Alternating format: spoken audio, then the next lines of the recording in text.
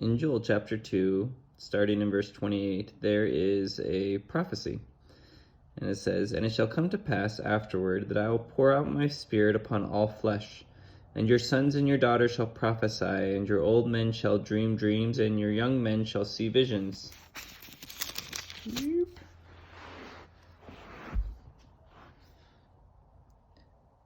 "And also upon the servants and upon the handmaids in those days will I pour out my spirit.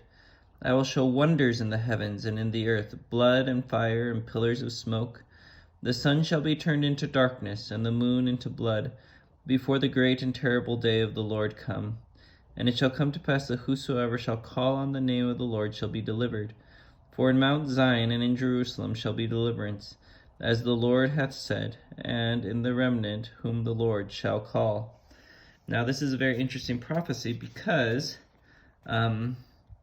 there's potential for it being fulfilled multiple times, and different prophets have different thoughts about this. So in the book of Acts, Peter says that it is being fulfilled. So let me flip here to the book of Acts, chapter 2, starting in verse 16, okay? So in the history, there's the Spirit's poured out on the Christians, and a bunch of people see it, and they say, these people are drunk. They're speaking in tongues. Everyone understands us. So it's kind of a miraculous thing, and people don't know how to interpret this. And I guess we're going to start in verse 14. It says, "But Peter, standing up with the 11, lifted up his voice and said unto them, Ye men of Judea, and all ye that dwell at Jerusalem, be this known unto you, and hearken to my words. For these are not drunken, as ye suppose, seeing it is but the 3rd hour of the day. But this is that which is spoken by the prophet Joel. And it shall come to pass in the last days, saith God, I will pour out my spirit upon all flesh. And your sons and your daughters shall prophesy, and your young men shall see visions, and your old men shall dream dreams." So the Spirit's being poured out, right? And Peter's saying, look, this is a fulfillment. You are seeing with your eyes a fulfillment of this prophecy, right? And it goes on, though, to talk about the signs in the heavens above and in the earth, blood and fire and vapor of smoke, and the sun will be turned to darkness and the moon into blood before the great and notable day of the Lord come. So Peter obviously thought that he was close to these other signs, and he definitely saw the sign of people prophesying and people seeing visions. Those were signs that he saw. And I don't know what he thought about signs in the heavens, or if he saw signs in the heavens, blood and fire and vapor of smoke. But in Joseph Smith history, we get another account of this prophecy. So jumping over to Joseph Smith history.